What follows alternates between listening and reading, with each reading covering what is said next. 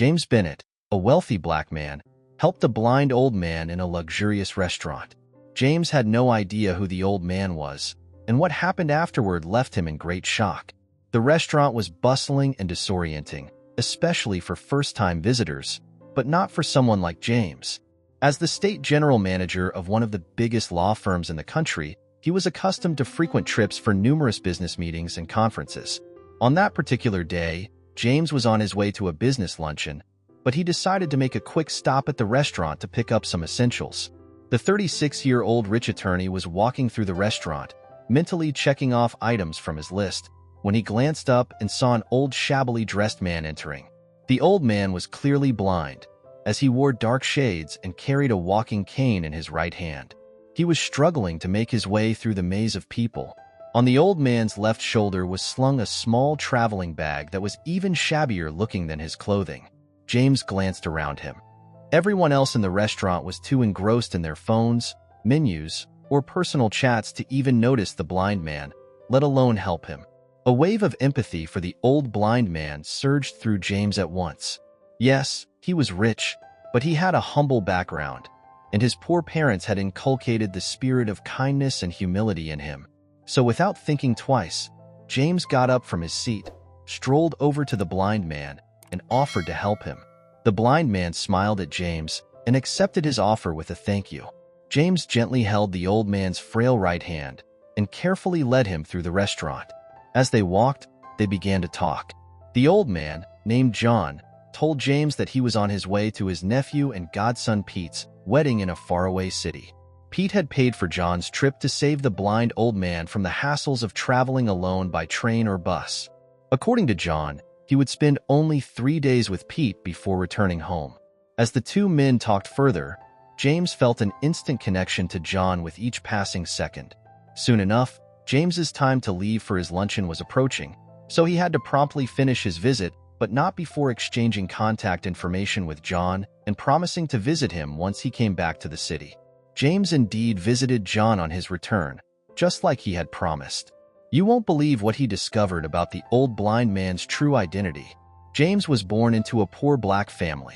His father, Samuel, was a manual laborer, while his mom, Linda, was a low-paid cleaner.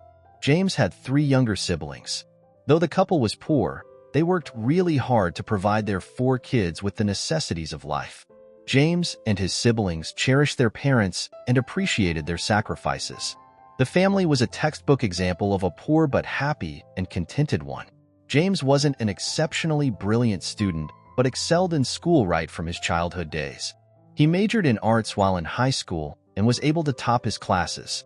One night after dinner during his senior year in high school, Samuel and Linda called James aside and bluntly told him that they couldn't afford to see him through college. This moment of truth dealt a heavy blow to the young aspiring James, who dreamt of graduating from college and becoming a lawyer someday. Luckily for James, though, the school administration soon announced that a wealthy and popular lawyer named Barrister Paul, who was an alumnus of the high school he attended, had met with the school board and pledged to start offering a full scholarship program to the best graduating arts student every academic year, starting with that particular session. James was elated at the news. He saw the scholarship program as his only hope of achieving his lifelong dream. So he studied extremely hard to win the scholarship. The final exams came and went, and James was happy with himself, confident he had done his very best. However, he was worried that Helen, another brilliant student, might win the scholarship. Finally, it was the graduation day ceremony, and the hall was filled to the brim with dignitaries, parents, staff, and students alike. The principal, Mr. Adams, mounted the stage for the awaited announcement at the tail end of the ceremony. When it came to the arts category, James's heart started beating so fast and loud. This was it or nothing, James anxiously thought. It was either he won the scholarship and proceeded to achieve his lifelong dream of becoming an attorney, or he went back home with nothing. A scenario that would certainly mean he would start searching for menial jobs to make a living. James was still deep in thought when the principal called out the best graduating art student. James was stunned. He was still trying to recover from his shock when he heard his name ring out from the loudspeakers. James Bennett? There was an eruption of thunderous applause and cheers from the crowd as James slowly and nervously walked to the stage to shake the principal's hand and receive a certification. Some of the guests even stood on their feet to catch a better glimpse of the young star in the making. The young, handsome barrister Paul, who was undoubtedly in his early 30s, was standing by Mr. Adams' side to congratulate the boy who had just won the scholarship program. Paul was dressed in an immaculate white expensive tailor-made three-piece suit and smiling from ear to ear as he shook James's hand, whispering, "Congratulations, my boy," into his ears. "Thank you, sir," was all that the dazed-looking James managed to reply to both the principal and the barrister. That was how James proceeded to one of the most prestigious colleges in the country to study law. He was just 19 then. His benefactor, Paul, provided him with everything he needed to be comfortable. They rarely met in person as Paul's job kept him very busy, but they frequently spoke on the phone. Paul never refused anything James asked for. He even had a tendency of sending James more money than he asked for. With time, James grew to cherish Paul, whom he came to see as a role model and his second father. While in college, James shunned every other extracurricular activity to dedicate himself to his studies. Time flew by, and 4 years later, James graduated from college as a top student in his law program, much to the delight of his family and Paul, who attended his graduation. James proceeded to law school, where he honed his skills as a lawyer and distinguished himself as an outstanding and brilliant student. 3 years later, James finally qualified as a certified lawyer. The boy born without a silver spoon had finally achieved his lifelong dream of becoming a lawyer through sheer hard work, grit, and determination. Of course, he couldn't have done it without the support of Paul. Upon graduating from law school at 26, James had initially planned to work for his patron's law firm. Paul had made the offer while James was still in college, and he had accepted it without hesitation. However, barely a week after finishing law school, James received a lucrative job offer from one of the biggest law firms in the country. The firm offered triple the salary package Paul had proposed, along with an expensive SUV, an official apartment, and a host of other perks. Although James would have loved to work for his mentor, this offer was far too enticing to pass up, so he accepted it. Fortunately, Paul had no issues whatsoever with his decision. 2 years after James began working with the second firm, he lost all contact with Paul as all his phone numbers stopped working. James exhausted every possible means to locate him, but all his efforts were in vain. Just when he was beginning to worry that something bad had happened to his benefactor, James heard from a colleague that Paul was hale and healthy. The colleague had run into him at the airport in another country. James believed that Paul would someday reach out to explain his sudden disappearance. Until then, he still held the man in high regard. However, years passed, and James never heard from his mentor. Still, not a day went by without James thinking of him and wishing him well in his endeavors. In his workplace, James excelled. Thanks to his successful career, he completely changed his family's once hopeless situation. They now all lived in a well-furnished apartment. James also took responsibility for his siblings' education. With his intelligence and outstanding performance, James quickly rose through the ranks. Within 4 years, he was promoted to the city's branch manager, and 6 years later, he became the firm's state general manager. James was just 36 years old then, and his already humongous salary almost tripled. It was in that capacity as his firm's state general manager that James met the old blind John at the luxurious restaurant. Once he was back from the conference, James made good on his promise and visited John on a late Sunday afternoon. John was so happy to see James once he opened the door. After warmly greeting him with a hug, John took James's right hand and led him into his dining area with the help of his walking stick. James noticed immediately when he stepped into John's home that the old man's living conditions were rather basic, but his apartment was also quite clean. John served James a meal he had specifically prepared by himself for the big occasion, as he called James's visit. After the delicious meal washed down with tall glasses of homemade smoothie, both men got talking. It was during the conversation that James discovered something truly astonishing about John's true identity. James began the conversation by asking John why he chose to live alone despite being blind. John explained that his nephew and godson Pete had offered to have him move in, but he didn't want to be a burden to anyone, so he declined the offer and learned to survive on his own. Pete sent him a monthly allowance which, although not large, was decent enough to cover his basic needs. James then asked John if he had ever married. The old man remained silent for a long while, as if he were trying to remember something. According to his story, John wasn't born blind. He told James that he was doing quite well for himself and was married with a son until he was struck by glaucoma and lost his sight. John further disclosed that he had tried his very best to restore his vision, but all his efforts had been in vain. James offered some words of consolation for his blindness. Then he asked the old man about his career and what happened to his wife and son. John remained silent for a while before he suddenly blurted out, "I was a rich lawyer just like yourself. My son, Charles, followed in my footsteps and became a rich and famous lawyer too. But he and my wife, Karen, made away with all my remaining fortunes once I went blind." "Your son, Charles, is a rich and famous lawyer?" James asked, shock written all over his face. "Yes," the old man replied. James then went ahead to describe everything about his old patron to John. Then he asked the blind man, "Is that the son you're talking about?" "Yes," John simply replied. James collapsed back into his seat in utter shock. Charles, his benefactor who sponsored him through college and law school and indirectly made him a wealthy and influential lawyer, was John's son. Most shockingly, Charles had made off with his blind father's fortunes in connivance with his mother. James then recalled losing all contact with Charles several years ago. He also remembered hearing through the grapevine that Charles had ceased the scholarship program and moved to another state. "Your son, Charles, was actually my patron who sponsored my full scholarship from college to law school." James almost screamed in shock and confusion at John. "I see," was all the old blind man replied. John's short reply both surprised and confused James, so he continued in a tone that he had already employed in the courtroom to win countless cases.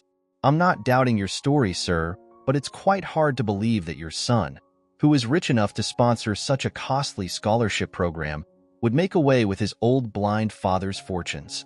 John let out a short laugh before he answered James with a smile spread across his wrinkled but handsome face. "I can see that you're a very good lawyer, but I forgot to tell you something," John said softly. "I was the one that actually sponsored the scholarship program in my son Charles's name." As John said those words, James felt like he was about to collapse. He was simply stunned beyond words. John then further explained to James that he was an alumnus of the high school he attended, just like Charles was. He had always dreamed of sponsoring a scholarship program at his alma mater, but because of his unassuming and quiet nature, he had chosen to do that in Charles's name. James was flabbergasted. So this old blind man was the one who made him who he was and not even Charles, as he had always thought. It was quick and spontaneous, but without thinking twice. Just like he had done the very first time he saw John at the restaurant, James got up and reached out to John. Then he knelt before him, kissed his forehead, and started thanking him profusely for all he did for him. A visibly moved John told James to get up off his knees and then hugged him tightly, telling him that he deserved the scholarship.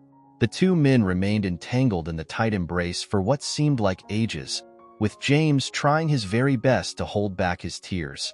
James finally left John's home, but not before he vowed to do everything within his power to bring Charles and his mother to justice. As the well-connected and rich lawyer that he was, it didn't even take James more than 3 days to find a private investigator to handle the mission he had in mind. The private investigator's name was Tom, and he was the best in the business. James paid Tom handsomely and gave him all the information he got from John about Charles and Karen. Tom's job was simple. He was to track down Charles and Karen and alert James about their whereabouts. Tom immediately got to work. Days turned into weeks and weeks into months, and there was no positive feedback from Tom. Meanwhile, James placed John on a handsome monthly allowance and visited him almost every weekend. The blind old man was like James's second father. Then about 4 months later, James was increasingly getting frustrated with Tom's slow progress and was thinking of reassigning the job to another private investigator when his phone rang one evening. It was Tom calling. The private investigator went straight to business and informed James that he had tracked Charles and Karen down to a lonely suburb of a backwater city in another state. James immediately sprang into action. He pulled some strings and contacted someone he knew in the city, who then contacted the cops. 2 days after Tom's discovery, A police patrol car was speeding down to the house where Charles and Karen were hiding. Mother and son were arrested and repatriated to John's home state to face charges of fraud. James represented John during the court proceedings, where Charles and Karen finally confessed to stealing and eloping with John's $78 million after he went blind. They returned the $55 million they still had and were each sentenced to 4 and 2 years in prison for fraud. John tightly hugged James after the final ruling, crying into his ears, "You've paid my sacrifices back tenfold, my dear son." "Thank you, my beloved father," James replied with a smile. James couldn't believe that just one act of kindness had led him to his real benefactor. He was glad that he was able to get justice for a man who had improved the lives of many families by sponsoring the education of their children. Through him, many had dared to dream. It's a shame that such a kind man could have ended up living in pain and loneliness for the rest of his life if James hadn't come to the rescue. While Charles and his mother served their sentences, James took John on trips to beautiful places. Although the old man couldn't see any of them, he was simply glad to be traveling around with someone who truly loved and respected him. As James and John embarked on their trips, their bond deepened. James made it a mission to ensure John experienced a life filled with joy and companionship, making up for the years of loneliness and betrayal he had endured. Their first trip was to the Grand Canyon. Even though John couldn't see the majestic views, James described every detail to him, painting vivid pictures with his words. They stood at the edge of the canyon, the wind whipping around them, and James held John's hand firmly, describing the vastness of the landscape, the colors of the rocks, and the beauty of the sunset. "Can you feel it, John? The air is so fresh here, and the canyon stretches out as far as the eye can see." "It's breathtaking," James said. John smiled, his face turned towards the breeze. "I can imagine it, James. Thank you for bringing me here. It's more than I ever dreamed of." Their next adventure took them to the serene beaches of Hawaii. James booked a luxurious resort for their stay, ensuring every comfort for John. They spent their days walking along the beach, with James guiding John through the soft sand and warm waves. "This is paradise, John. The water is so clear, and the sand is like powder," James described. John dipped his toes in the water, feeling the gentle waves lap against his feet. "I may not see it, but I can feel the beauty all around." "Thank you, James." During their travels, James shared stories of his own journey, his struggles and triumphs. John, in turn, opened up about his past, his career, and the heartache of losing his family to greed. Through their conversations, James learned invaluable lessons about resilience, forgiveness, and the true meaning of family. "John, you've taught me so much about strength and grace. Your story is a testament to the power of the human spirit," James said one evening as they sat by a campfire in a secluded cabin in the mountains. "You've given me a second chance at life, James. I never thought I'd experience such joy and companionship again." "You've become the son I always wished for," John replied, his voice filled with emotion. James's determination to bring Charles and Karen to justice was unwavering. While they enjoyed their travels, he continued to gather evidence and build a strong case against them. The betrayal John had suffered needed to be addressed, and James was committed to ensuring they paid for their crimes. With the help of Tom, the private investigator, James compiled a comprehensive dossier on Charles and Karen's fraudulent activities. He interviewed former associates, tracked financial records, and uncovered a web of deceit that spanned years. "Tom, we need to make sure every detail is tight. They can't get away with this," James insisted. "Don't worry, James.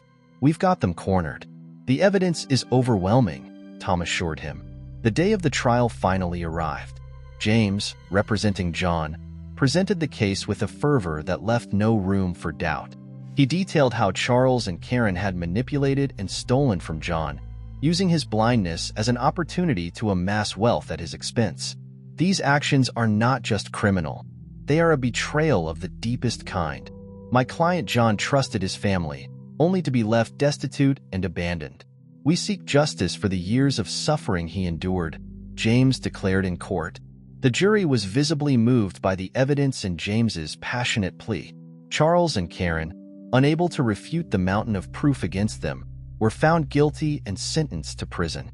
The verdict brought a sense of closure to John, who felt a weight lift from his shoulders. "Justice has been served, John. They will pay for what they've done," James said, hugging John tightly after the ruling. "Thank you, James. You've given me back my dignity and my hope," John replied, tears of relief streaming down his face. With the legal battle behind them, James and John focused on building a new life together. James helped John settle into a beautiful home, ensuring he had all the support and care he needed. They continued their travels, exploring new places and creating cherished memories.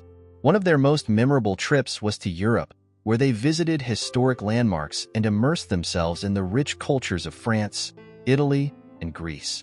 In Paris, they walked along the Seine River, with James describing the iconic Eiffel Tower and the bustling streets of the city. "Paris is a city of love, John. The lights, the architecture, it's like a dream," James said. "I can feel the romance in the air, James."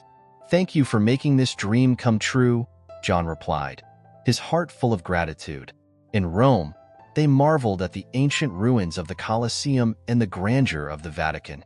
James made sure John experienced the local cuisine, describing the flavors and aromas of authentic Italian dishes.